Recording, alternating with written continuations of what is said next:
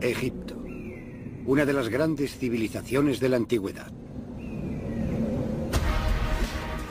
2 siglos de egiptología, de exploraciones y excavaciones, han desvelado secretos increíbles y han revelado descubrimientos fabulosos. Ahora, con la ayuda de las técnicas más avanzadas y de las investigaciones más recientes, estos descubrimientos se examinan de nuevo.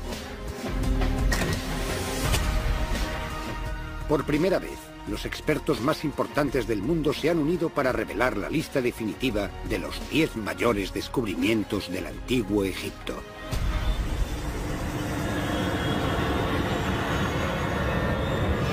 Los 10 mayores descubrimientos de Egipto. Cada uno de estos 10 descubrimientos es un tesoro por derecho propio, pero también son mucho más que eso. Cada uno es en cierta manera una llave que nos abrirá la puerta de una de las civilizaciones más extraordinarias entre todas las que han habitado el mundo. Estos descubrimientos son en realidad puertas que se abren al pasado y nos permiten ver cómo vivían los antiguos egipcios, lo que pensaban y lo que hacían. Los objetos encontrados hace décadas o incluso hace siglos todavía representan un reto. Deben ser interpretados, decodificados. ¿Cómo los mensajes secretos convirtieron esta tumba en una máquina para resucitar? Las escenas por sí mismas y las palabras inscritas en las paredes de estas tumbas son como códigos de programación o como un manual de instrucciones. ¿Qué había detrás de la ola de violencia que arrasó las tumbas más hermosas de Egipto? Con seguridad era crimen organizado, grupos de hombres organizados y bien estructurados. Construían a una escala que no sería igualada durante miles de años. ¿Cómo lo hacían? Nadie está completamente seguro de cómo la gente con herramientas muy simples y con mucho sudor se las arregló para construir un monumento tan impresionante. A lo largo de 30 siglos, su cultura sobrevivió a invasiones constantes y duró más que todos sus rivales.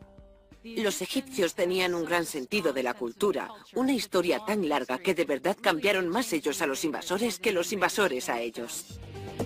Crearon una superpotencia que dominó durante más tiempo que cualquier otra a lo largo de la historia. Ahora, la ciencia, la tecnología y las últimas investigaciones revelarán la vida y el pensamiento de los egipcios. El doctor Zahi Hawass es el arqueólogo de más prestigio de Egipto y es el guardián de todas las antigüedades egipcias. Nos guiará a través de los mayores descubrimientos egipcios mientras trabaja con un equipo de expertos científicos y viaja de un lado a otro del país. Vamos a llevaros a correr una aventura que no olvidaréis en la vida. El primer descubrimiento revela la ingeniosa muestra de tecnología que permitió que Egipto se convirtiera en una de las más grandes civilizaciones antiguas. Este descubrimiento fue un milagro. Nos muestra las habilidades de los egipcios. Hay que destacar que ese avance tecnológico se encuentra dentro de un barco. El barco del faraón Keops.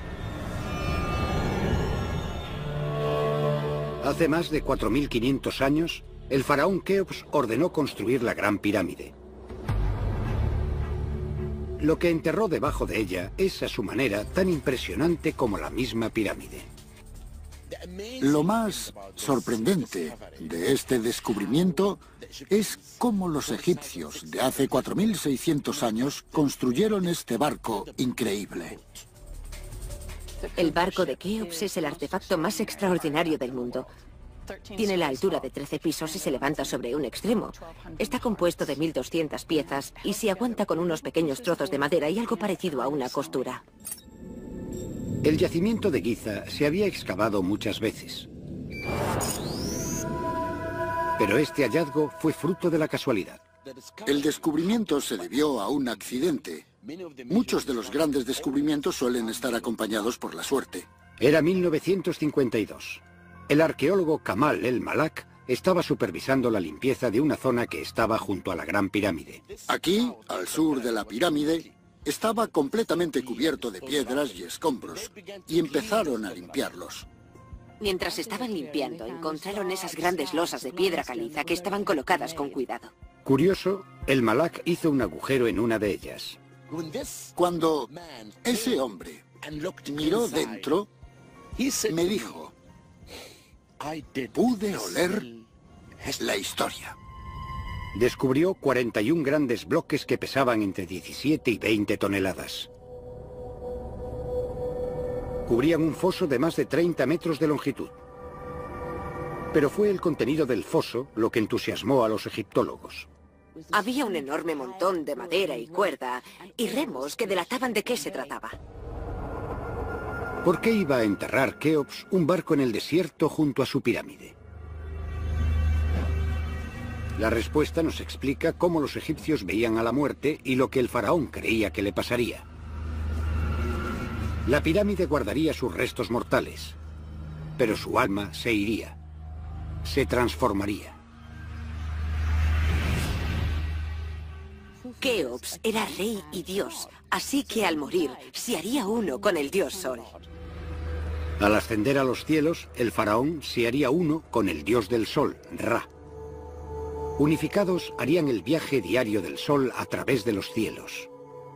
Los llevarían, según creían los egipcios, en un gran barco. La idea de hacer eso tenía sentido para los egipcios, porque ellos veían el camino del barco no volando por el cielo, sino más bien viajando por los ríos que rodeaban todo su mundo. Según la manera de pensar de los egipcios, este barco tenía un objetivo claro y práctico. Se usaría en la otra vida. Keops era rey y dios. Así que al morir no necesitaría el barco solamente para viajar de un lado a otro visitando a la gente, sino que eso era mucho más importante, se uniría al dios Sol. El barco de Keops llevaría a su dueño a través de los cielos. Tenía un papel religioso fundamental y es un signo de otra cosa. El hecho de que los barcos y el agua eran el centro de la vida en Egipto. El barco de Keops es un gran testimonio de la importancia del Nilo para los habitantes del antiguo Egipto. Los barcos eran un sinónimo del Nilo y el Nilo era Egipto. Los egipcios dependían del Nilo porque les proporcionaba comida, agua, riego, pero sobre todo dependían del Nilo para moverse de un lugar a otro. El Nilo unía el norte y el sur de Egipto. Los egipcios comerciaban con el mundo exterior por el Nilo. Era la riqueza que el río traía lo que hizo que su civilización creciera.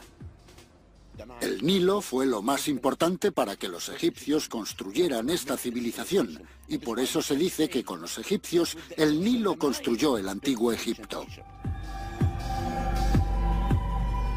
Los tesoros, oro y joyas, llegaban desde Nubia, en el lejano sur. El duro granito con el que se construyeron los mejores monumentos viajó cientos de kilómetros por el río desde Asuán. Los faraones enviaban expediciones de comerciantes a la tierra de Punt, casi 2000 kilómetros al sur. El comercio basado en los barcos trajo incontables recursos al país y permitió que los faraones de Egipto construyeran un imperio.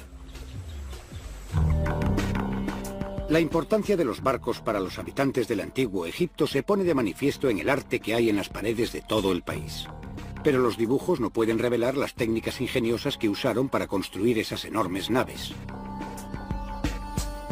Para los arqueólogos, el descubrimiento de este barco real, perfectamente conservado por la forma de enterrarlo, es como una máquina del tiempo. Parece como si las aristas de estos maderos acabaran de salir de un astillero y que no hubiera pasado un solo segundo en 4500 años. Los arqueólogos pueden investigar la tecnología que usaban los antiguos egipcios para construir barcos como si hubieran estado presentes en su construcción hace 45 siglos. Cada una de las 1200 piezas del casco se talló a mano. Tienes ese complejo puzzle de piezas entrelazadas de las planchas. Cada pieza encajaba de manera individual y particular con la pieza que tenía encima, debajo y a los lados. Pero lo más notable es la forma de unir esas piezas. Los egipcios no usaban clavos para construir los barcos. Ni tornillos, ni remaches, ni cola. Este barco se aguanta con hierba. Esta hierba se llama junco y es muy común en todo Egipto. Son estas largas hojas de hierba que son muy duras, pero si se frotan entre sí de una manera determinada, entonces forma una cuerda fuerte pero flexible. Los restauradores han hecho una maqueta del barco a escala 1:100. Así es como usaban las cuerdas para unir las piezas del barco. Es increíble. El desarrollo de esta técnica hacía que los egipcios tuvieran ventaja sobre otras culturas.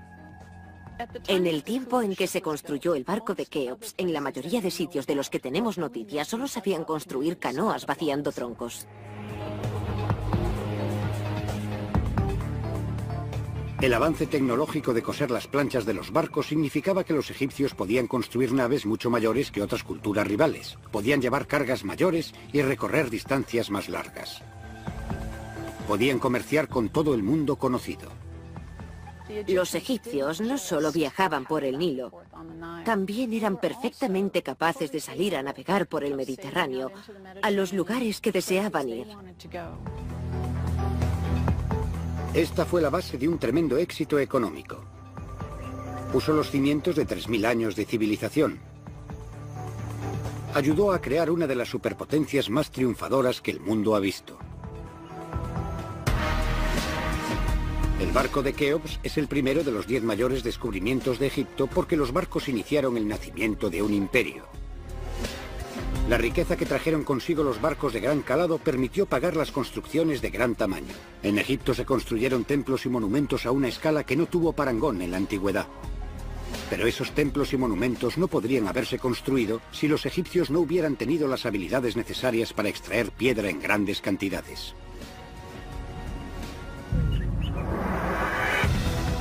Sin piedra no habría habido estatuas o monumentos. Mucho de lo que hoy conocemos de los egipcios lo sabemos porque lo dejaron grabado en la piedra.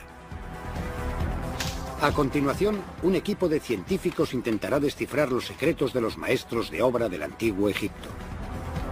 Con un nuevo experimento, intentarán utilizar el poder que construyó una nación y dejó un legado extraordinario.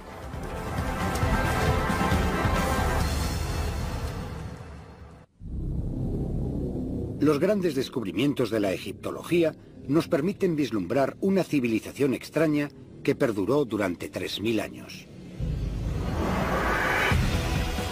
Su legado es una serie de construcciones tan grandes y tan perfectas que provocan asombro, incluso en nuestros días. Los científicos intentan averiguar, cuando lo único que tenían era mano de obra, cómo los egipcios consiguieron extraer enormes bloques de piedra. Bloques como el obelisco inacabado. Lo construyeron in situ, como una forma de enseñarnos cómo los egipcios cortaron el obelisco.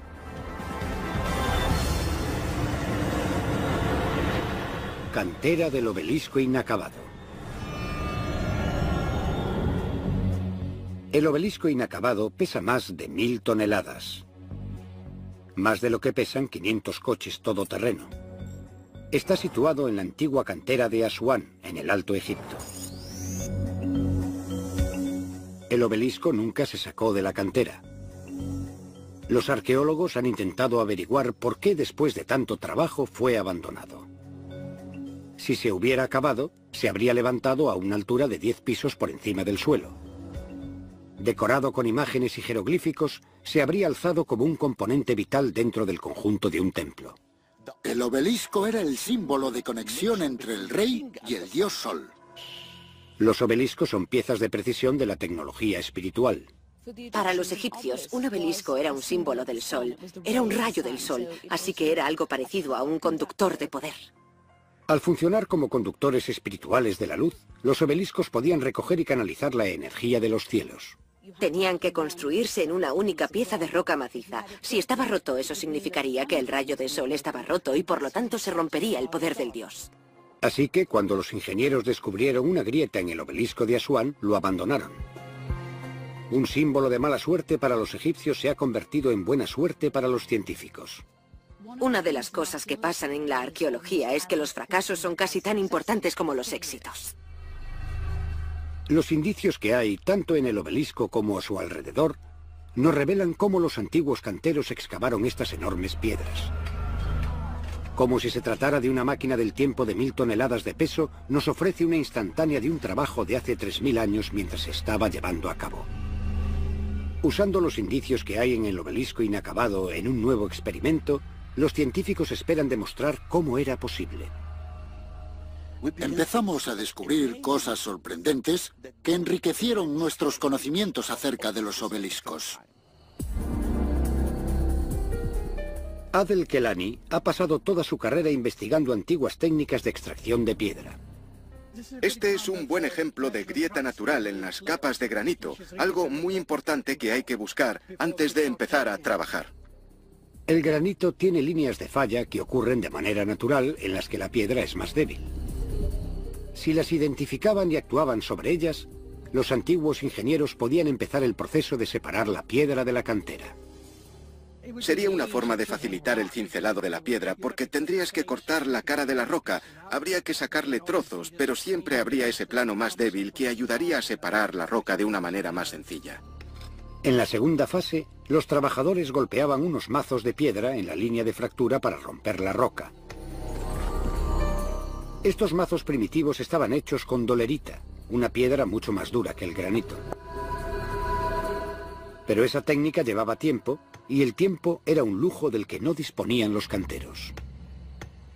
Los faraones siempre querían que sus monumentos se hicieran a toda prisa. Muchos faraones sencillamente tenían miedo de no vivir para verlos.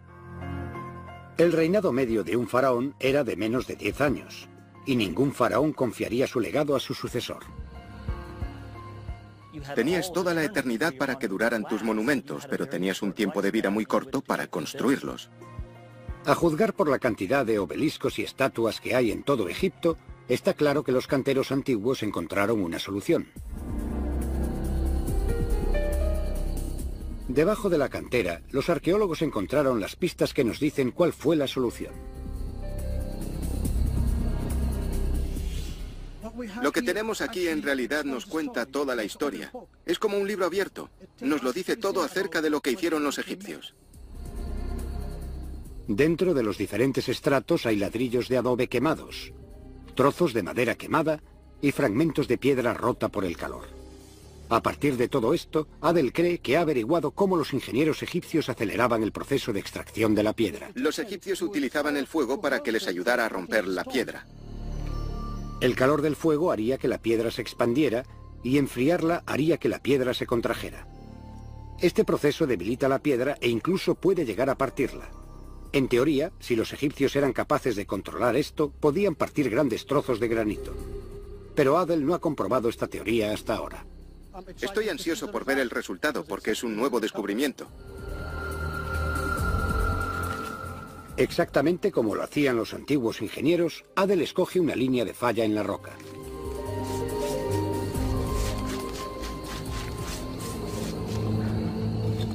Los ladrillos de adobe encontrados en el yacimiento del obelisco inacabado sugieren que los antiguos ingenieros construyeron un muro para contener el fuego.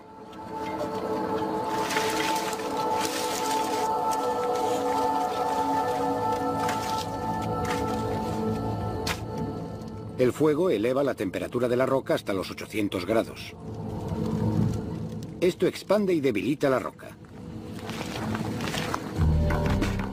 Después de 60 minutos de calor intenso, Adel puede acercarse con seguridad. El agua hace que la temperatura baje un 85% en cuestión de segundos y eso hace que la roca se contraiga. Está muy caliente, muy caliente. ¿Pero hasta qué punto ha causado daños el fuego? Adel ahora puede comprobar si la piedra debilitada por el fuego es más fácil de romper que otra fractura sin tratar.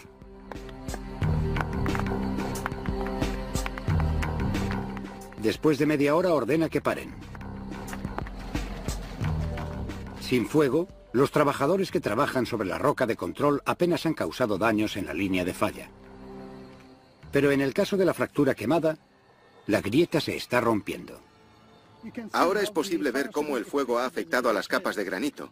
Funciona rápidamente, mucho más de lo que esperábamos. Esto explica cómo los antiguos egipcios podían hacer muchos obeliscos en un corto espacio de tiempo. Así pues, es probable que la forma de extraer tanta piedra en tan poco tiempo fuera con la ayuda del fuego. Uno de los principales misterios de las técnicas del antiguo Egipto se ha resuelto mediante lo que se ha llevado hoy a cabo. El obelisco inacabado nos dio las pistas y luego la arqueología experimental demostró que la teoría podía funcionar. explica cómo los egipcios podían extraer piedra a una escala que era casi sobrehumana. Descubrimos exactamente cómo cortaron el obelisco. Estos grandes monumentos todavía tienen el poder de inspirar admiración. Fueron construidos hace miles de años sin nada que se pareciera a nuestra tecnología moderna y estamos empezando a entender cómo lo hacían. Pero el tercer descubrimiento nos lleva más allá de la tecnología, hasta los maestros constructores de Egipto. Los hombres que crearon uno de los monumentos famosos más característicos de la historia. Los mayores descubrimientos hechos en Egipto revelan los secretos de una civilización poderosa y espectacular que duró 3000 años. Los antiguos egipcios construyeron algunos de los monumentos más impresionantes del mundo, y el más impresionante de todos es la Gran Pirámide. El tercer descubrimiento está relacionado con la gente que la construyó. Nadie está completamente seguro de cómo la gente, usando herramientas muy sencillas y mucho sudor, se las arregló para construir un monumento tan impresionante. Ahora la ciencia está a punto de revelar la respuesta a este misterio. Trabajadores de las tumbas de las pirámides.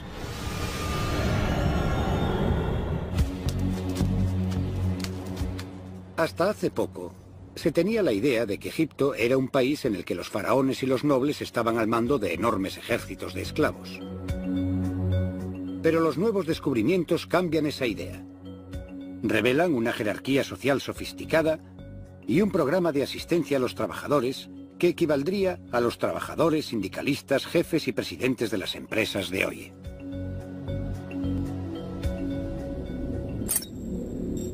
Las pirámides están situadas en Giza. Hace 4500 años, el gran faraón Keops ordenó la construcción de lo que hoy es todavía la mayor tumba que nunca se ha construido. Se alza a más de 150 metros por encima de una meseta y pesa tanto como 17 veces el Empire State Building. Algunos han afirmado que la Gran Pirámide debía ser obra de extraterrestres o que había sido construida usando hechizos que recitaban sacerdotes con poderes místicos secretos. Esto es porque su tamaño desafía la lógica. Hasta hace poco, muchos creían que la habían construido grupos ingentes de esclavos. Pero ahora, el Dr. Hawass ha hecho un descubrimiento que revela el misterio de quién construyó las pirámides. Pude escribir la historia de los constructores de las pirámides a partir del descubrimiento de sus propias tumbas. Este descubrimiento tuvo lugar gracias a un trabajo paciente, digno de un detective, y a la ciencia de la arqueología forense. En 1990 el Dr. Hawass encontró pruebas misteriosas. Empezamos la excavación y yo encontré cosas muy extrañas. Encontré huesos y semillas y me pregunté qué era todo eso. Se dieron cuenta de que las tumbas de los constructores estaban hechas del mismo material que las propias pirámides. Trozos de piedra caliza, granito y basalto, de lo que sobró de la construcción de la pirámide. Esta roca es lo que habían usado para construir la tumba de su rey.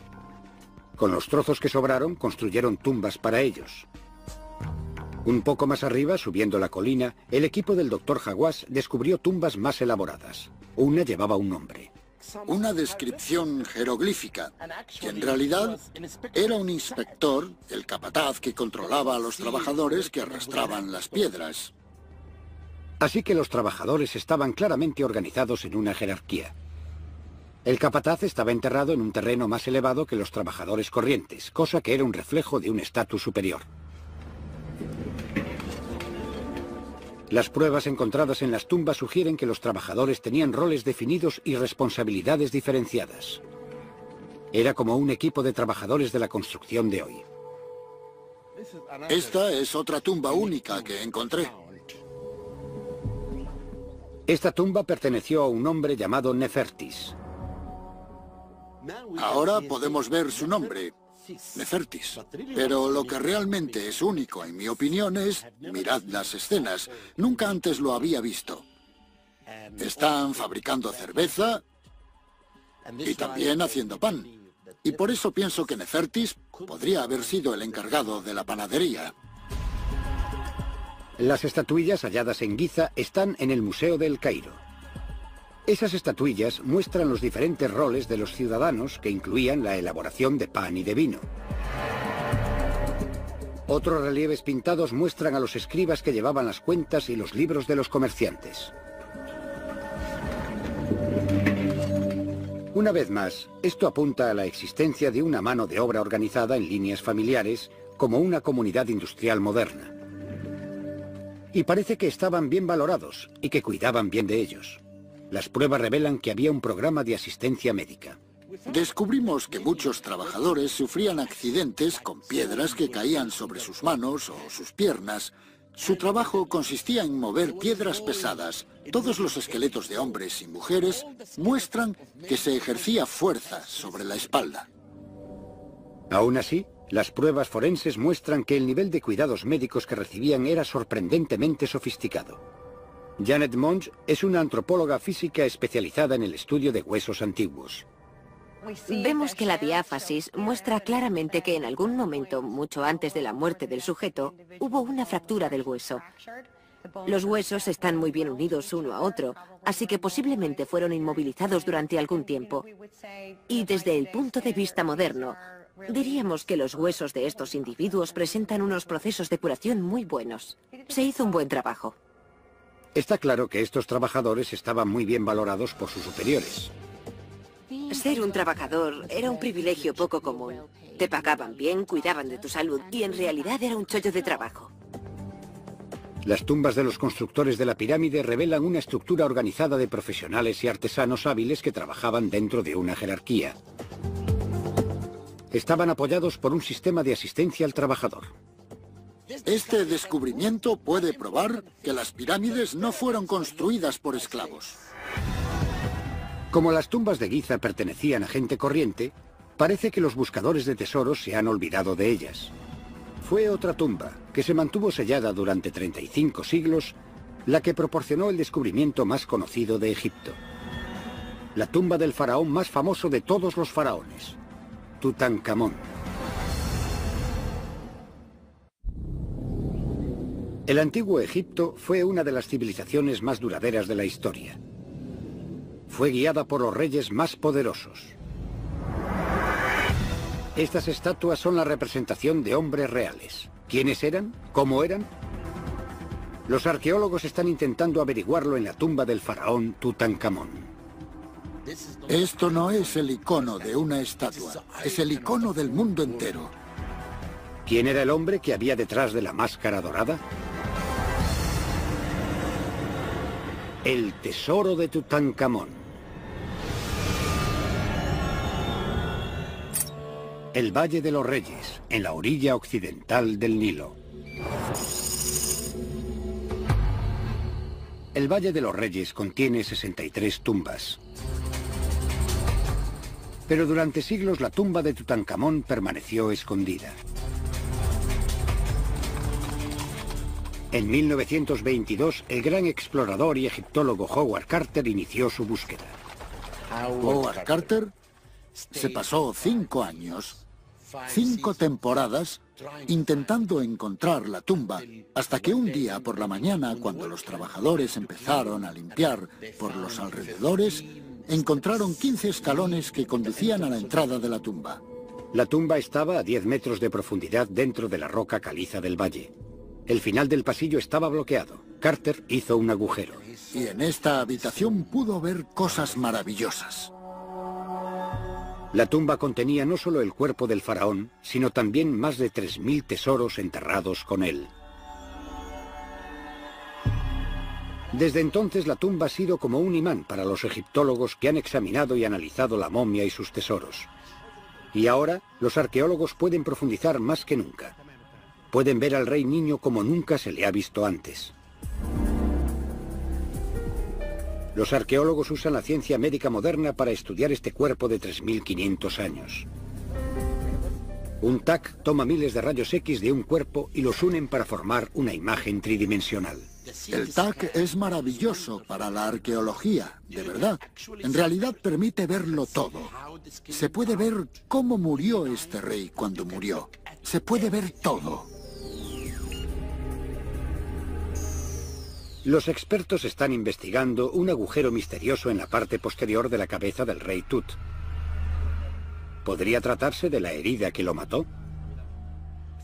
Si miráis el cráneo, veréis que hay un agujero en la parte posterior de la cabeza.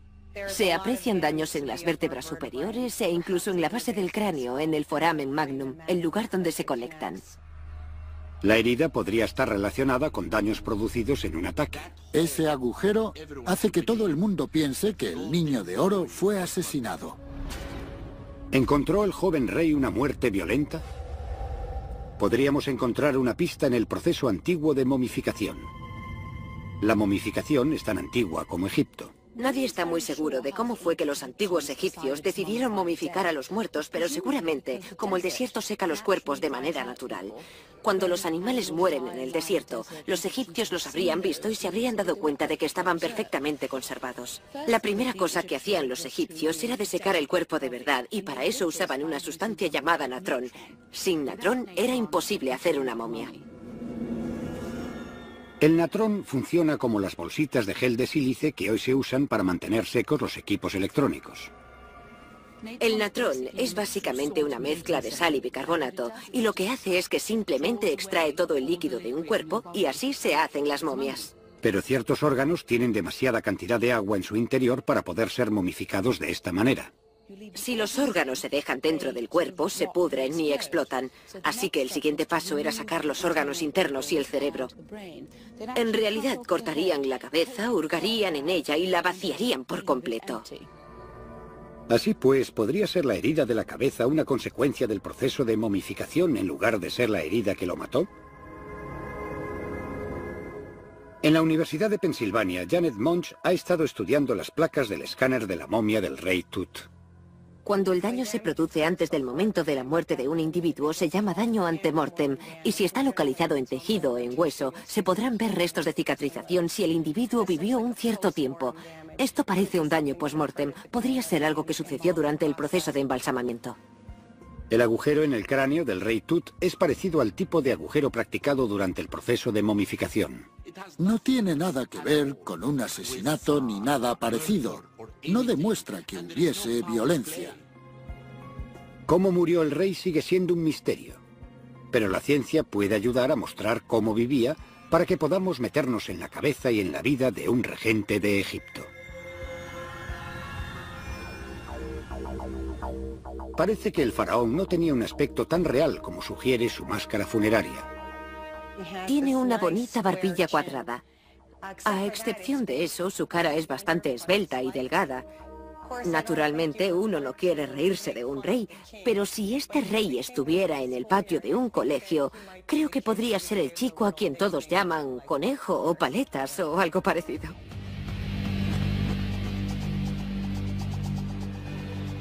El TAC muestra claramente que el niño rey tenía dientes de conejo, cosa que no mostraba su famosa máscara. El tesoro con el que enterraron al niño rey nos proporciona todavía más información. De la tumba de Tutankamón se han sacado más riquezas que de todos los descubrimientos de Egipto juntos. Esta famosa máscara estaba enterrada con 6 carros completos y una cantidad de oro valorada en millones de euros. Pero lo que hace que este enterramiento sea único es el hecho de que se encontró absolutamente intacto. Más allá de toda la confusión provocada por el hecho de encontrar toda esa cantidad de oro que pesa cientos de kilos, además, tenemos todo el equipamiento completo de la tumba de un faraón egipcio. Los artefactos encontrados pueden, en cierta manera, revelar la personalidad del faraón. Estaban diseñados para cumplir las mismas funciones para las que habrían sido usados en vida. Es sorprendente para nosotros que gastaran tanta energía en la creación de algo como estas tapas de jarrón hechas de alabastro. Son obras de arte perfectas, exquisitas, pero se suponía que nadie iba a verlas nunca. Se enterraron en la tumba del rey, fuera de la vista de todos, para siempre. El tipo de artefactos encontrados y el cuidado con el que se manufacturaron nos permite deducir cómo vivía Tutankamón. Los egipcios creían que el más allá se parecía mucho a esta vida, aunque era mejor, así que tenías que llevarte contigo todo lo necesario. Los objetos que Tutankamón quería en su tumba, para el más allá, eran los que había disfrutado durante su vida. Sabemos que le gustaba un juego de yeso en particular llamado Senté, porque fue enterrado con varios juegos, desde un tablero grande de Senté con su caja muy formal, hasta una versión pequeña que tiene este tamaño de viaje hecha de marfil. Tutankamón era el soberano supremo de una superpotencia. Estos artefactos nos recuerdan su juventud y quizás nos permiten adivinar su carácter. Mientras que el descubrimiento de Carter mostraba al mundo el faraón, la ciencia nos muestra el hombre. Nuevas investigaciones en los artefactos de la tumba y en la momia de Tut podrán revelar más detalles acerca del hombre real que había tras la máscara. Pero en el antiguo Egipto, como hoy, la mayoría de la población no formaba parte de la realeza. Eran hombres y mujeres corrientes, trabajadores, que formaban el corazón de la nación. A través del próximo descubrimiento, los egiptólogos pueden averiguar algo sobre esa gente corriente, los ciudadanos del antiguo Egipto.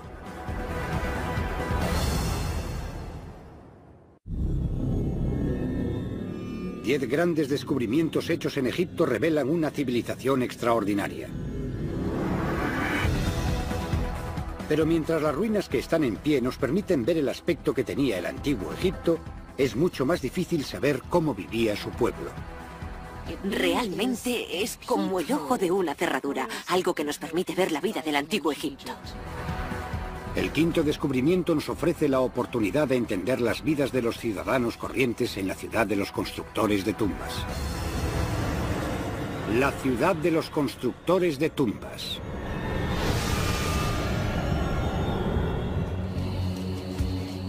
La ciudad de Deir el-Medina nos permite intuir de forma curiosa la vida cotidiana del antiguo Egipto. Estaba situada en la orilla occidental del Nilo. Los restos de una ciudad egipcia sin contaminar hacen que sea un hallazgo muy poco común y valioso. Deir el-Medina sigue bastante intacta, tal como la dejaron sus habitantes, así que constituye realmente una buena fuente de recursos para los arqueólogos a la hora de reconstruir la vida de los antiguos egipcios. Perdura porque fue construida en piedra. La mayoría de las ciudades del antiguo Egipto se construyeron con ladrillos de adobe en la llanura que se inundaba con las crecidas del Nilo y desaparecieron. Lo más espectacular y lo mejor de Deir el-Medina es que ha perdurado. Era el hogar de 280 personas y se construyó en un sitio poco habitual. Estaba en lo alto, en el desierto, a 1 hora de camino desde el Valle de los Reyes. Este hecho lleva a los arqueólogos a pensar que se construyó con el propósito de alojar a la gente que trabajaba en el valle. Se encargaban de construir, de la construcción y también de la decoración de las tumbas de los reyes en el valle. Parece que las familias vivían en sus propias casas de una sola planta. Esto es en realidad la puerta principal de una casa. Creo de verdad que este hombre era uno de los capataces y debía de ser una persona muy influyente. Los artesanos, orfebres y constructores de tumbas tenían un estatus alto en una tierra donde la mayoría de la población trabajaba duro muchas horas cultivando la tierra. Los trabajadores tenían un trabajo que era algo así como un chollo.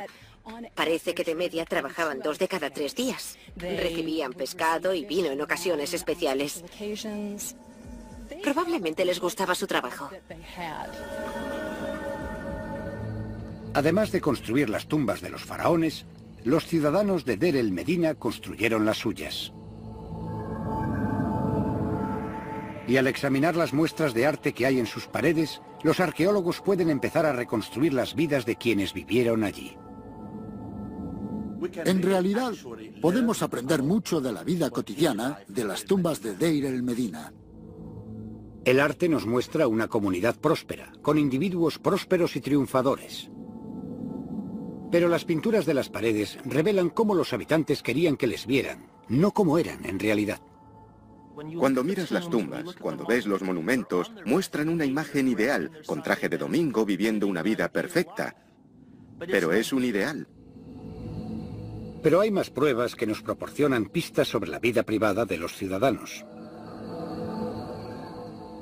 Suceden cosas de todo tipo, cosas de las que no necesariamente querían que otros se enteraran. Las pistas están en todas partes. Todas las paredes de piedra alrededor de la ciudad son de piedra caliza, así que cualquier trozo de montaña que salga con un ángulo plano como este es una potencial superficie para escribir. Y ese potencial fue explotado por completo por los residentes de Deir el-Medina. Para los antiguos egipcios podemos comparar esto con una nota post-it. Podían usarlo solo con agacharse y recoger un trozo de piedra del suelo. Ahí está, material para escribir. Estos fragmentos, conocidos con el nombre griego de ostraca, se usaban para documentar tanto registros oficiales como notas privadas. El hecho de que los ostracas se usaran para enviar mensajes a los amigos proporciona a los expertos documentos únicos, antes desconocidos en los registros arqueológicos. Podemos ver cómo los egipcios esencialmente se desmelenaban. Los ostracas revelan cómo pasaban su tiempo de ocio. Les gustaba beber. Obviamente les gustaba fornicar y les encantaba cotillear. A partir de estos estratos, se puede reconstruir la vida de hace 3000 años, cómo vivían, y podemos saber casi todo a partir de las inscripciones en la piedra. Los hallazgos de Deir el-Medina revelan que la vida de sus residentes no era tan diferente de la nuestra. Por primera vez, este descubrimiento no nos habla de reyes y reinas, como hasta ahora, sino de la gente corriente y de su vida cotidiana. Pero ellos vivieron sus vidas entre las tumbas de los muertos. Los egipcios eran gente muy espiritual. Creían que los muertos seguían influyendo en todos los aspectos de la vida en Egipto, desde el más allá. Para mostrarnos el sexto de los 10 mayores descubrimientos de Egipto, el Dr. Hawass abrirá de nuevo una tumba que ha estado cerrada al público durante décadas. Descubrirá lo que los egipcios creían que era un superordenador mágico que medía casi 300 metros.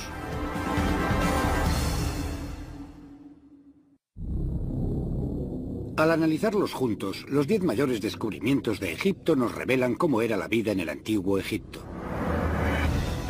Pero es imposible entender la vida de los egipcios sin entender sus creencias acerca del más allá. El sexto descubrimiento, la tumba de Seti I, nos proporciona una información increíble. Lo que tenemos aquí es esencialmente un libro de viaje o una guía para el más allá. Las investigaciones nos revelan el código secreto que convirtió un simple agujero en el suelo en una máquina para la resurrección. La tumba del faraón Seti I.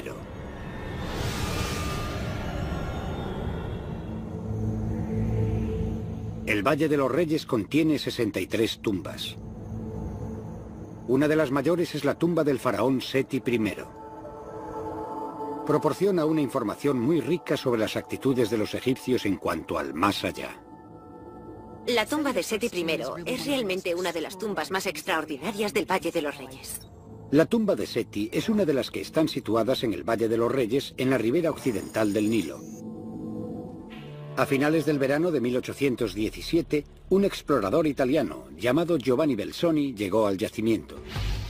Belzoni había sido un forzudo de circo, pero dedicó el resto de su vida a la egiptología. A través de un estudio minucioso de la geología del valle, Belzoni descubrió 8 tumbas en solo 2 semanas. Y la tercera semana había doblado el número de tumbas descubiertas. Aún así, no fue hasta la mañana del 16 de octubre de 1817 cuando Belzoni hizo el hallazgo que le haría famoso. Cuando Belzoni encontró esta tumba en 1817 fue un milagro. Sus ojos brillaban. Encontró un pequeño corredor y pensó que también estaba intacto. Para proteger el arte de las paredes de la humedad y del aliento de los visitantes, la tumba de Seti está cerrada al público. Pero como jefe del Servicio Egipcio de Antigüedades, el Dr. Hawass es la única persona del mundo con el poder de ordenar que se abra la tumba.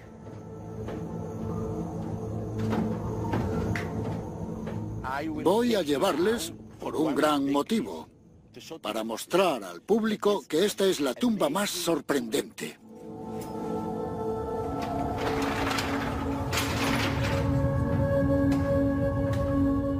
La entrada desciende a través del lecho de piedra. La tumba está cortada en la piedra, a más de 100 metros de profundidad.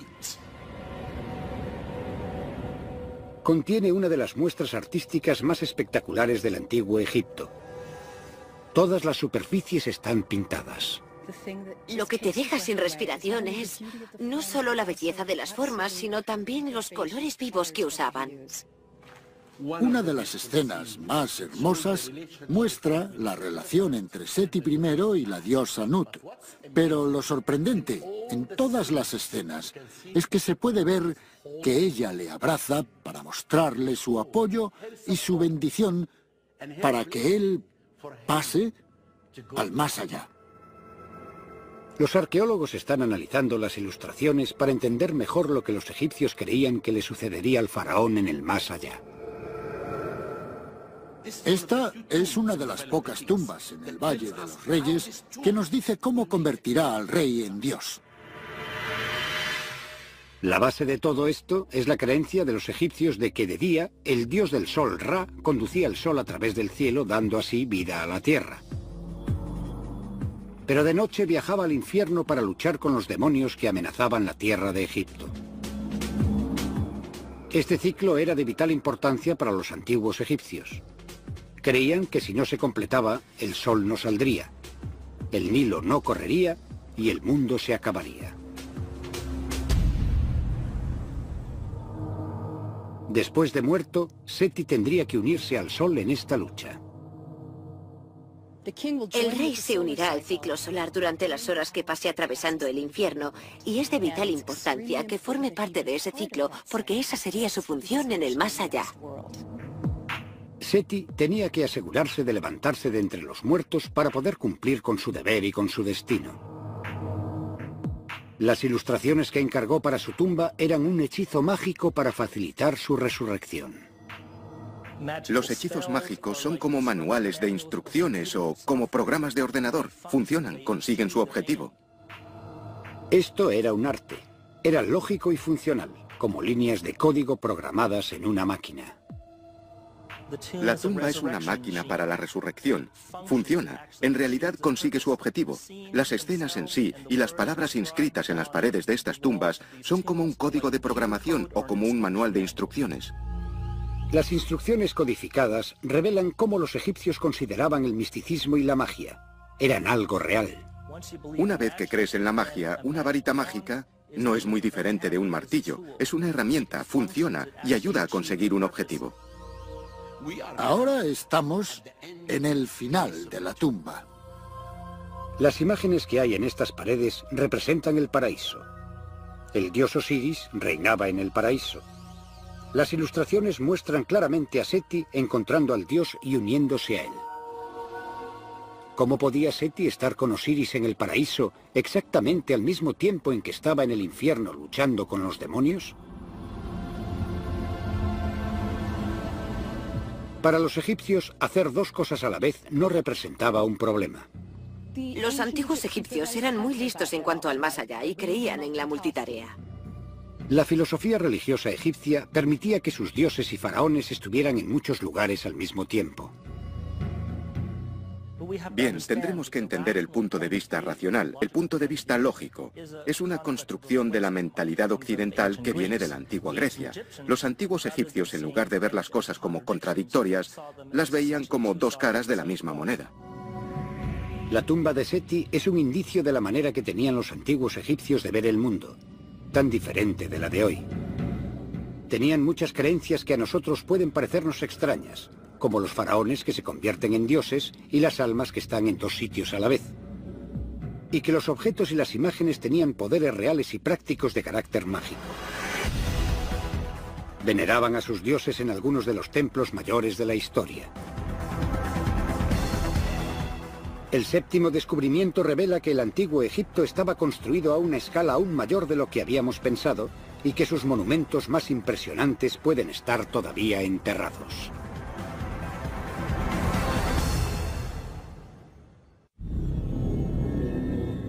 Los 10 mayores descubrimientos del antiguo Egipto revelan los secretos de un mundo que floreció hace 5000 años. pero algunos cálculos sugieren que el 70% de los restos egipcios todavía permanecen enterrados. Egipto es único, entre otras civilizaciones del mundo, en el hecho de que todo el país tiene templos y tumbas enterradas bajo el suelo. Monumentos como el Templo Perdido de Akhmin. El Templo Perdido de Akhmin.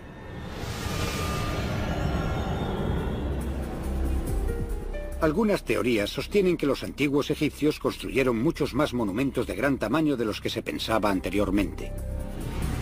El Templo Perdido de Akhmin proporciona una prueba espectacular que apoya esta afirmación. Egipto es famoso por las pirámides de Giza en el norte. Los visitantes también se dirigen a los complejos de templos de gran extensión que hay en el sur, en Luxor. Pero hay nuevos indicios que sugieren que los egipcios construyeron a escala colosal por todo el país. La parte central de Egipto es un territorio poco conocido para los turistas, e incluso para muchos egiptólogos profesionales. Este podría ser otro destino preferente dentro de Egipto para los turistas en el futuro. ¿Podría estar situado en esta zona el mayor templo descubierto hasta la fecha? Akhmin está situado en el centro de Egipto, a unos 300 kilómetros al sur de El Cairo. Hay indicios de que aquí había un templo enorme, pero está enterrado bajo la ciudad moderna. Es muy difícil para los arqueólogos trabajar en los asentamientos egipcios por una simple razón. Si era un buen sitio para vivir en el pasado, todavía es un buen sitio para vivir, y la gente todavía vive ahí. Uno de los problemas de Akhmin es que es una ciudad viva y una ciudad que ha crecido a lo largo de los milenios, y por lo tanto, el centro antiguo de Akhmin ha sido absorbido por el desarrollo urbano.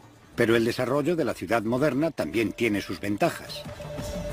Mientras se excava para poner cimientos, se pueden encontrar elementos del pasado. El desarrollo es un arma de doble filo, especialmente en Egipto. Cuando en un lugar como Akhmin decidieron construir una oficina de correos en los 80 y excavaron unas zanjas, se encontraron con unas estatuas magníficas. En 1981, mientras excavaban para hacer los cimientos de un nuevo edificio, los trabajadores descubrieron la base de una estatua enorme.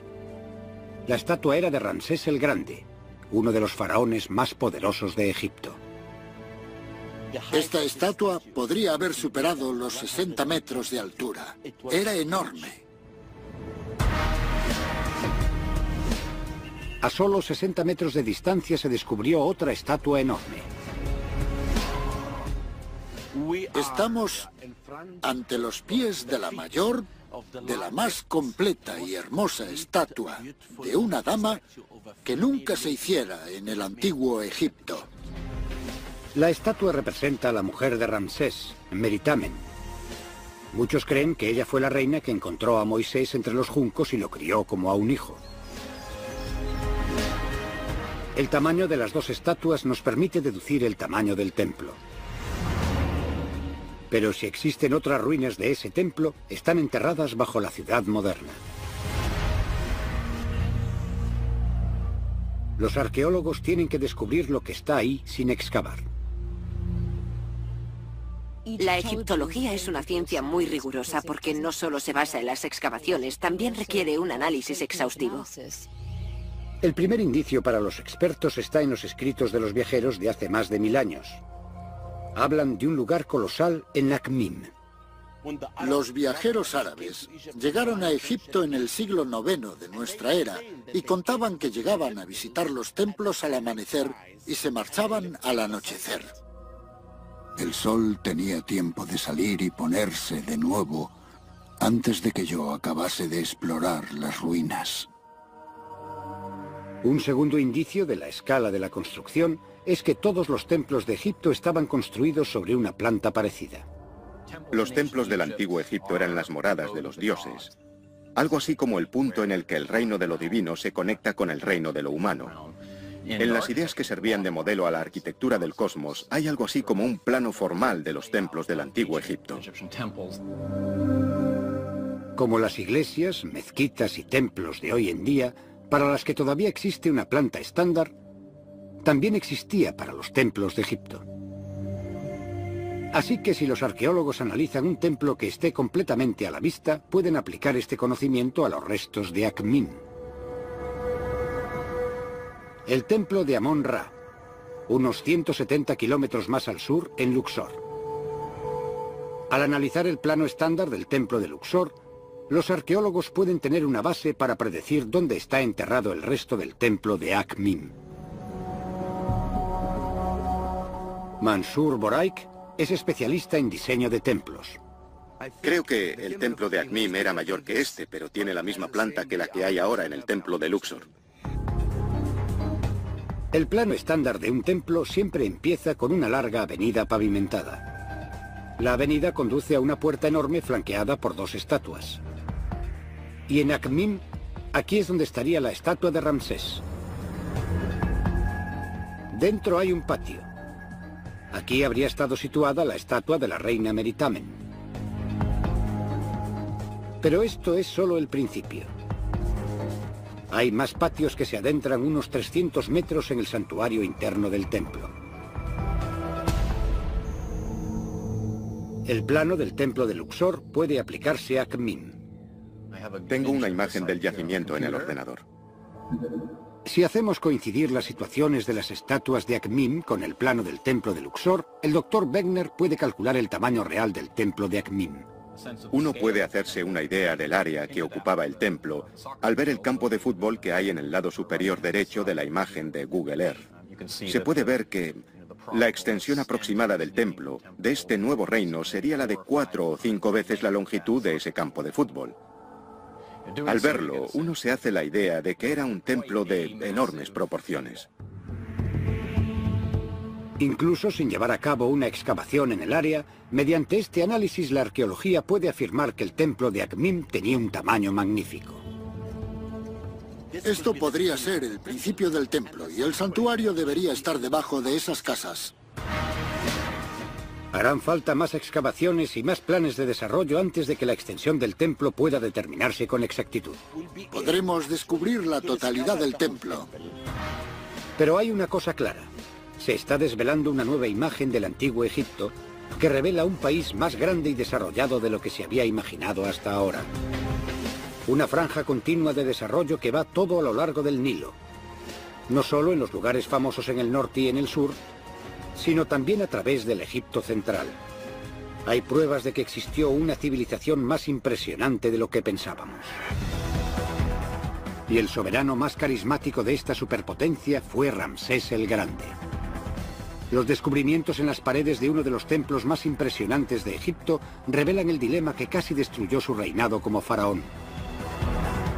El octavo descubrimiento, el templo de Abu Simbel, nos contará esa historia.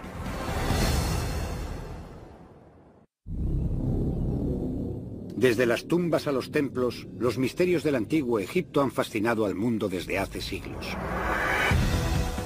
Uno de los más significativos es también uno de los más grandes.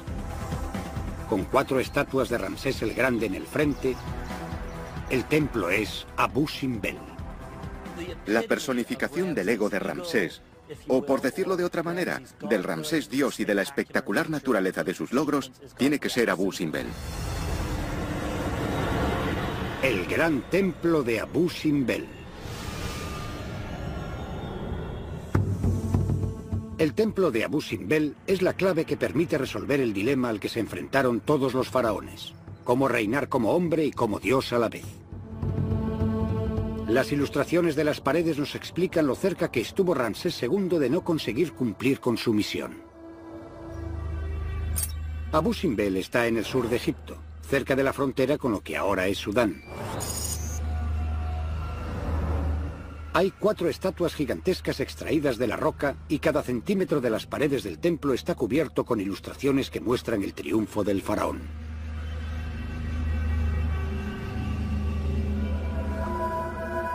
En 1871, cuando el aventurero y egiptólogo Giovanni Belzoni llegó a este lugar, el templo estaba cubierto de arena.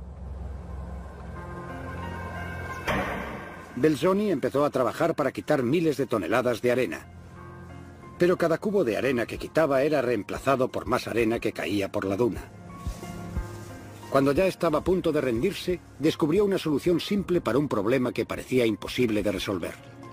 Al mojar la arena, ésta se mantendría en su lugar. El plan fue un éxito. Después de 4 años de lucha, finalmente encontró la entrada del templo y se convirtió en el primer hombre que entró en él desde hacía siglos. El templo de Abu Simbel era un monumento al constructor más grande de Egipto, el guerrero y faraón Ramsés II. Ramsés II era uno de los reyes famosos. En la historia del antiguo Egipto reinó durante más de 67 años y convirtió las tierras de Egipto en un museo abierto que albergaba sus logros. Pero el análisis de las ilustraciones de las paredes y de las estatuas revela el doble papel de un faraón de Egipto. La primera función es la de ser el defensor de la nación. Es el guerrero campeón, el héroe solitario que defiende Egipto de todos los enemigos. Su segundo papel tiene que ver con la religión. El papel de faraón en el plano religioso no es solo como jefe, devoto o intermediario entre los hombres y los dioses, sino que el rey tiene un pie en el mundo divino y otro pie en el mundo humano. La autoridad y el poder del faraón dependían de su capacidad de cumplir con ambos papeles. Pero Ramsés tuvo tanto éxito como rey guerrero que se quedó sin enemigos contra los que luchar. Y eso puso en peligro su puesto de soberano. Los relieves que hay en el templo ilustran ese dilema. La historia empieza con una batalla, la batalla de Kedesh. Ramsés II luchó en esa batalla importante, la batalla de Kedesh, con los hititas. Podemos verlo escrito en el templo. Durante la primera parte del reinado de Ramsés, Egipto estaba en guerra con sus poderosos vecinos, los hititas. Los hititas eran los soberanos de un imperio que se extendía desde el norte de Turquía hasta Siria. Entre ellos y los egipcios estaba la ciudad de Kedesh.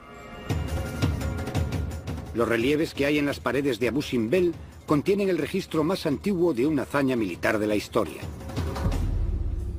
El doctor Mohamed El-Biali investiga la brutalidad de la batalla. Aquí la figura muestra al egipcio golpeando y castigando hititas. Los golpean muy fuerte. Fue un choque de superpotencias. Lo que hace que Kudesh sea un caso único es que fue en realidad un conflicto entre superpotencias. Ramsés se encuentra con que todo el ejército hitita, con todos sus aliados, están en el campo de batalla. Y de hecho, eso era algo relativamente raro en la historia antigua, que 2 ejércitos tan grandes se enfrentaran cara a cara en el campo de batalla. Los relieves de Abu Simbel representan una batalla violenta en la que se usan armas con la tecnología más avanzada de la época. Tenían carros, por primera vez tenían caballos. Y así fueron capaces de construir el imperio. Un carro egipcio es extremadamente fácil de maniobrar. Puede girar sobre una moneda y es comparable a un lanzamisiles actual. En esencia, era como un F-16 del mundo antiguo. La guerra con carros consistía en correr hacia el enemigo a una velocidad de 45 kilómetros por hora mientras disparaban todas las flechas que podían para luego retirarse. Hacían carreras con el objetivo de disparar. Se acercaban, disparaban sus flechas y luego el conductor del carro viraría y bajaría la velocidad hasta que pudiera volver fuera de su alcance y luego harían otra carrera para dispararles. Ramsés mantuvo a raya a los hititas y defendió su país con éxito. En el 21º año de su reinado hizo un acuerdo de paz con el imperio hitita. Como ya no tenía más batallas que librar, Ramsés no podía cumplir con el papel de guerrero de un faraón. ¿Qué haces cuando se te han acabado los enemigos? Así que ahora Ramsés tenía un problema político. Abu Simbel nos revela la solución de Ramsés. Y la forma que tuvo de resolverlo fue pasar al extremo opuesto y enfatizar su papel religioso. Ahora que ya no puede demostrar que es un guerrero, porque no queda nadie contra quien luchar, puede decir, soy un dios viviente. Ramsés declaró su divinidad. En ese momento, Ramsés pone ambos pies en el mundo divino y se convierte en un dios viviente a jornada completa, todos los días del año.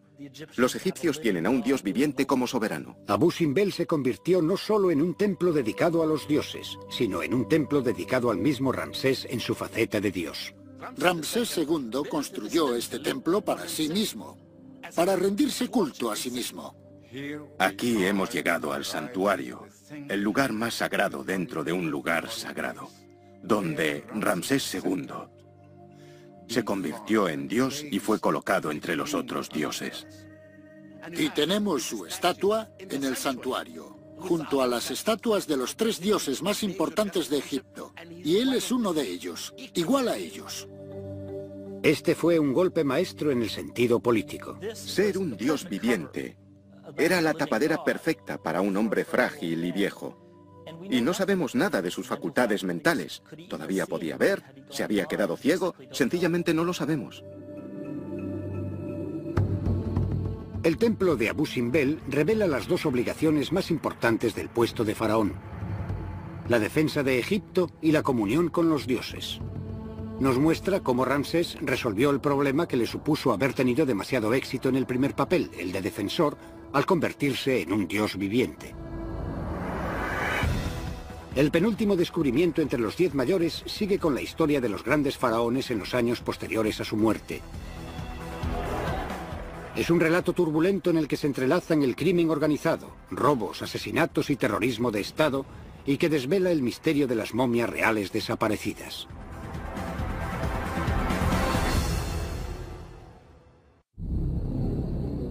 Los 10 mayores descubrimientos de Egipto nos permiten ver el mundo de un imperio que duró 3000 años. Muchos de nuestros conocimientos del antiguo Egipto los hemos adquirido al abrir las tumbas de los faraones antiguos. Pero también crearon un misterio. Una y otra vez las tumbas estaban vacías. Las momias de los faraones habían desaparecido. Uno de los hallazgos más importantes de la arqueología egipcia fue el descubrimiento del alijo real. Los egiptólogos se encontraron cara a cara con un verdadero quién es quién de todos los grandes reyes. Cueva secreta de las momias.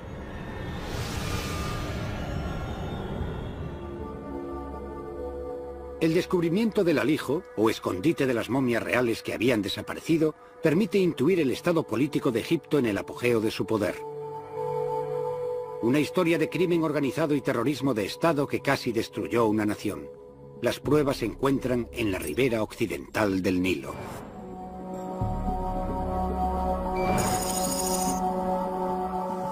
El Valle de los Reyes contiene 63 tumbas, entre ellas las de algunos de los más grandes faraones de Egipto. Casi todas las tumbas estaban vacías cuando se descubrieron, sin las momias ni los tesoros. Pero a unos 5 kilómetros escasos del Valle de los Reyes hay otro cañón. En él no hay tumbas y se pensaba que tampoco había secretos escondidos. Hasta que en 1890 un pastor estaba buscando una cabra perdida en los acantilados. En una grieta, en medio de una pared de roca, encontró la entrada a una cueva. Y cuando entró en el hueco, vio un pasillo de quizá más de 60 metros excavado en la roca. Dentro estaban los restos de más de 50 enterramientos diferentes, y entre ellos estaban las momias de algunos de los más grandes faraones de todos los tiempos.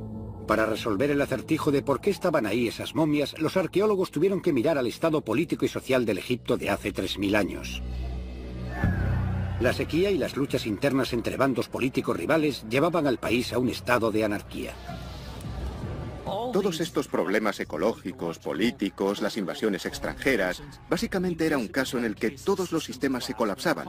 Cuando un sistema gubernamental complejo se enfrenta a múltiples amenazas, a múltiples problemas con los que podría enfrentarse uno a uno, pero que suceden todos a la vez, el sistema no puede con todos. Todo empieza a derrumbarse y acaba por caer.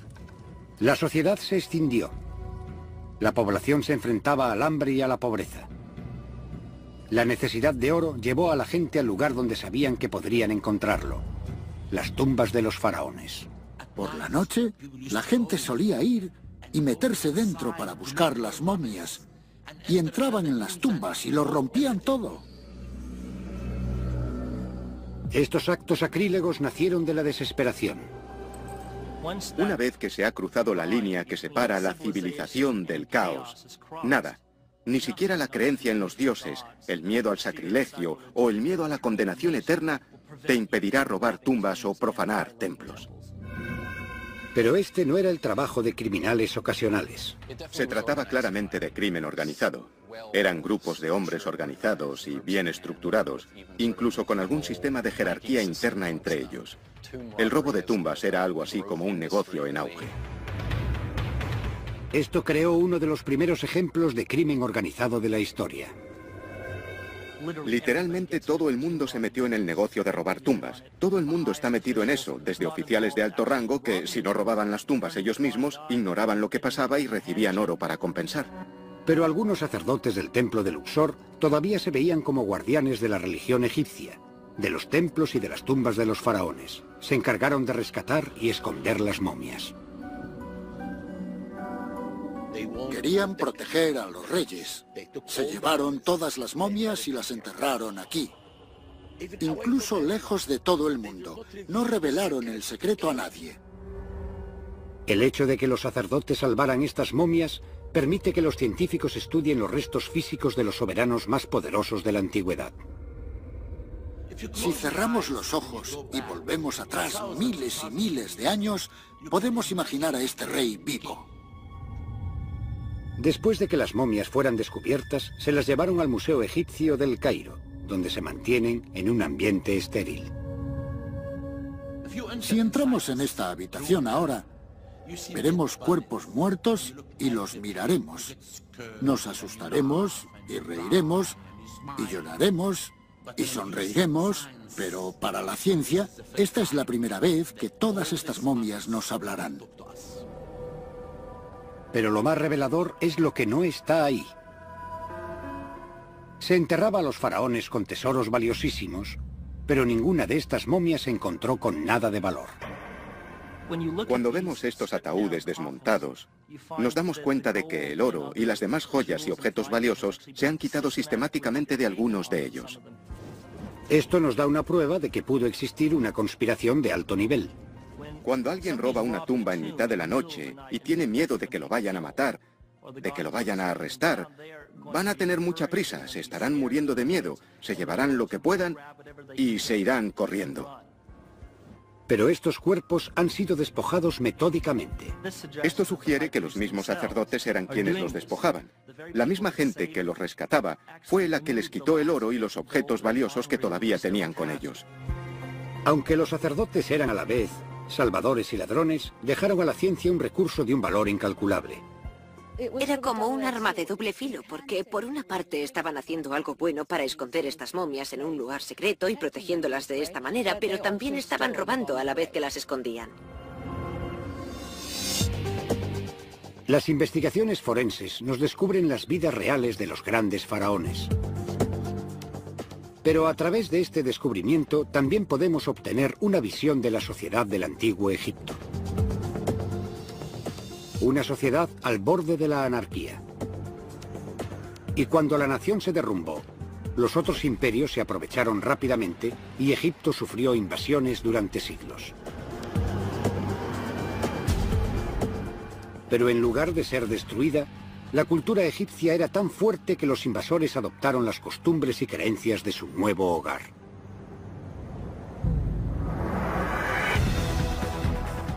Este logro se muestra de manera espectacular en el último descubrimiento. Y la prueba se puede encontrar tanto por encima como por debajo de la arena del desierto. Si te metes bajo tierra, encuentras momias cubiertas de oro. Cientos de momias perfectamente conservadas, intactas, cubiertas de oro.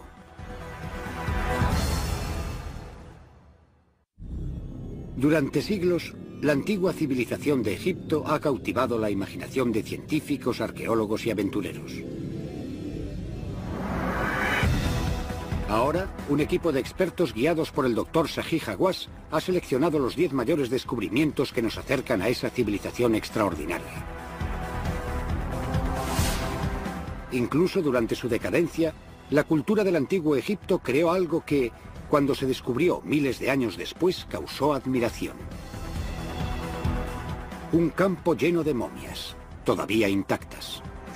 Si miras a tu alrededor, derecha e izquierda, a cualquier sitio, y cavas, encontrarás momias. Valle de las Momias Doradas.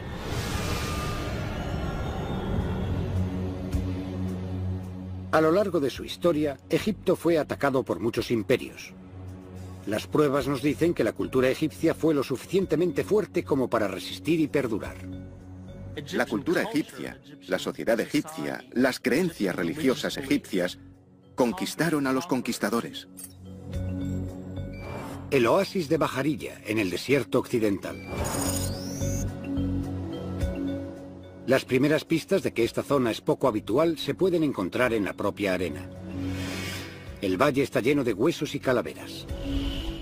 Los esqueletos pertenecen a cadáveres enterrados. Han sido desenterrados por animales salvajes y son una muestra de lo que hay bajo la arena.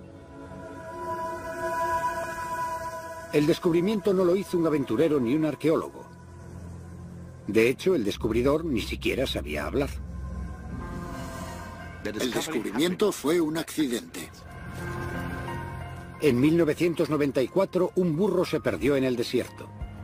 Cuando el dueño fue en busca de su bestia, lo encontró clavado en el suelo, mirando un agujero que había en el desierto. Miró dentro del agujero, vio momias. Y yo vine aquí y empezamos la excavación. Fue como un sueño. El descubrimiento de tantas momias intactas es un regalo de valor incalculable para la ciencia moderna. Durante los primeros tiempos de la arqueología egipcia, muchos cementerios fueron excavados por los primeros egiptólogos que sacaban los cuerpos, los huesos y las momias se tiraban, se dispersaban. Los primeros exploradores a menudo descartaban las momias en su búsqueda de tesoros. Las momias se perdieron de maneras que horrorizan a los arqueólogos modernos. Incluso las usaron para alimentar el fuego con el que cocinaban. Las momias halladas en Bajarilla constituyen un recurso poco común, no contaminado, no dañado. Tenemos una población entera de gente, generación tras generación, en un solo lugar. Hace 2000 años, Egipto fue invadido por los romanos que se asentaron por todo el país. Las momias enterradas en el valle eran las de esos romanos y datan aproximadamente del año 300 a.C. Les interesaba Egipto porque era uno de los países más ricos del Mediterráneo. Tenía todo el oro de África, tenía el grano, tenía todos los recursos del faraón, así que era una pequeña joya en la corona de cualquier imperio. Los asentamientos que había aquí fueron destruidos con el tiempo.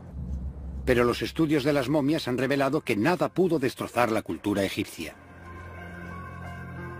Los egipcios tenían un gran sentido de la cultura, una historia tan larga que de verdad cambiaron más ellos a los invasores que los invasores a ellos.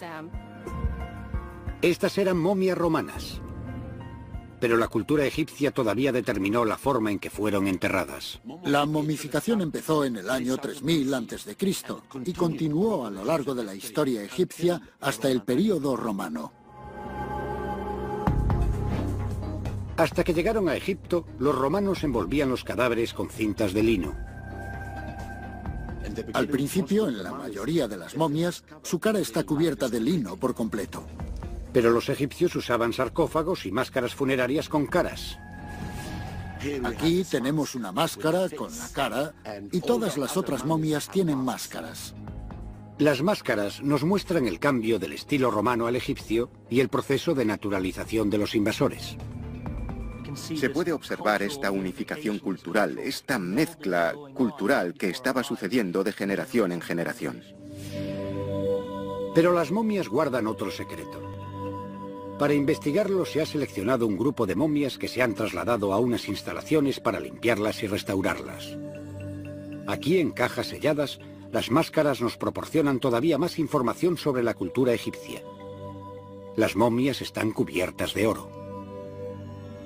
A los antiguos egipcios les encantaba el oro. Obviamente era una de las cosas más caras del mundo antiguo, pero lo más importante es que los egipcios creían que el cuerpo de los dioses estaba hecho de oro. Esto nos permite conocer algunas creencias de los antiguos egipcios en torno a la reencarnación y al más allá. Cuando mueres te transformas y pasas de ser mortal a convertirte en un ser divino, que es por lo que estaban cubiertos de oro. A veces de forma literal, en la cara, y otras veces en los ataúdes o sarcófagos, porque eso mostraba que te habías transformado y pasado del estado mortal al divino. Las momias son una prueba de que los romanos adoptaron el uso egipcio del oro en sus creencias religiosas. Y sin embargo, el diseño de las caras refleja la influencia romana de estos nuevos pobladores.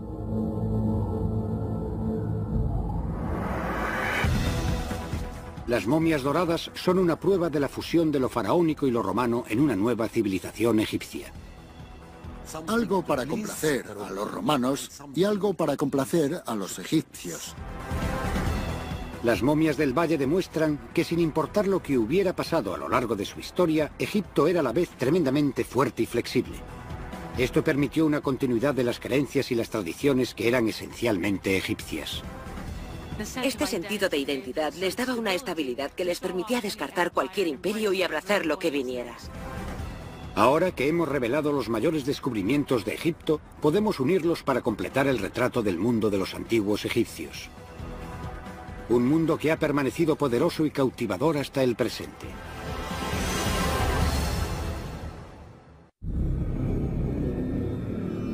Los descubrimientos del antiguo Egipto se han llevado a cabo durante siglos de aventura y de exploración. Desde los primeros aventureros hasta el análisis científico forense, cada descubrimiento ha arrojado una nueva luz sobre una civilización que empezó hace 50 siglos. Los antiguos egipcios eran sencillamente el pueblo más fascinante y divertido del mundo antiguo. Pero la egiptología guarda algo más que fascinación para los académicos y científicos. Tiene una resonancia que afecta al mundo moderno, incluso hoy. El legado del antiguo Egipto sigue vivo, 2000 años después de que la propia civilización se derrumbara. Son el origen de muchas tradiciones culturales que consideramos nuestras, incluso en América o en la Europa actual. Uno de los legados más importantes que dejaron los antiguos egipcios a la vida moderna es la ciencia de la medicina. El primer registro de un médico profesional de la historia se refiere a un hombre llamado Imhotep, que trabajaba en Egipto hace unos 5000 años. Las habilidades quirúrgicas de los egipcios se desarrollaron no para mantener a una persona con vida en este mundo, sino para conservarla para el más allá. Los estudios que se han llevado a cabo sobre los cuerpos momificados de los faraones han revelado la gran habilidad que desarrollaron los egipcios para la disección. La momificación era un procedimiento complicado en el que había que sacar con cuidado algunos órganos sin dañar el resto del cuerpo. Igual que en muchos tipos de cirugía moderna, requería un conocimiento profundo de la anatomía. En algunos casos, este conocimiento se ha transmitido a través del tiempo hasta llegar a los manuales de medicina modernos.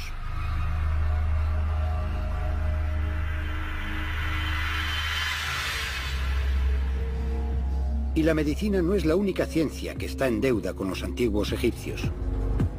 La ingeniería moderna y las técnicas de construcción dependen del conocimiento desarrollado a lo largo del Valle del Nilo hace más de 4500 años. La Gran Pirámide de Giza está construida con tal precisión que su anchura varía menos de 5 centímetros a lo largo de sus casi 230 metros de longitud. El genio griego Pitágoras es conocido como el padre de los números. Se formó en Egipto. Aquí desarrolló fórmulas algebraicas que proporcionan una gran parte de la base de la ingeniería moderna.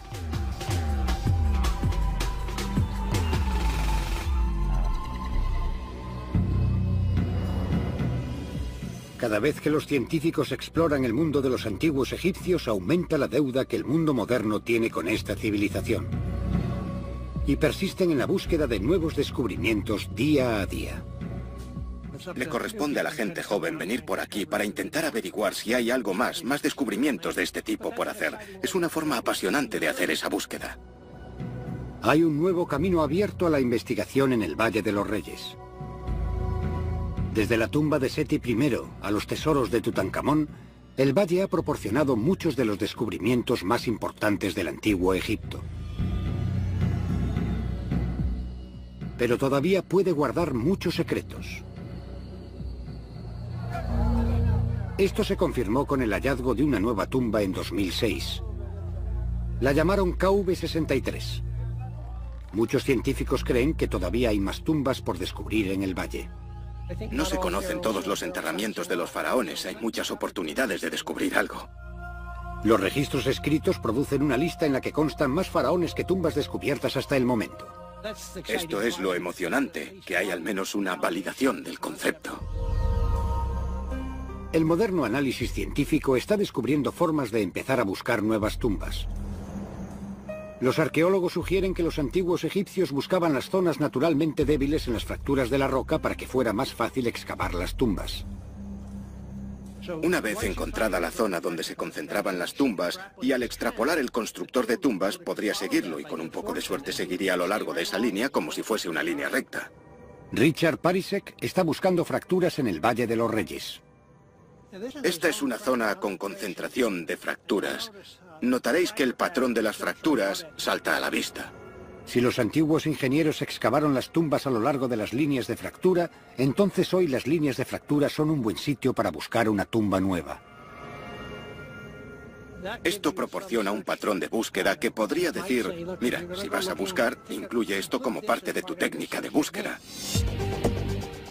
Solo el tiempo dirá si este enfoque proporcionará un descubrimiento tan extraordinario como la tumba del rey Tutankamón. Pero todos los arqueólogos están de acuerdo en una cosa. Hay muchos más descubrimientos por hacer. Las generaciones futuras tendrán una idea diferente en cuanto a los 10 mayores descubrimientos y a su importancia, porque los métodos científicos siguen evolucionando. Mientras los científicos siguen los pasos de los primeros pioneros, como Carter o Belzoni, siguen haciendo nuevos descubrimientos. Nunca se sabe qué. La arena de Egipto podría esconder más secretos. Estos secretos desvelan no solo los misterios de un imperio extraordinario, sino también el poderoso legado que 3000 años de civilización dejaron al mundo moderno. Y mientras este mundo moderno sigue maravillándose ante los grandes descubrimientos del presente, los descubrimientos del futuro prometen todavía más información, asombro y conocimiento acerca de una de las más grandes civilizaciones de la historia. La duradera civilización de los antiguos egipcios.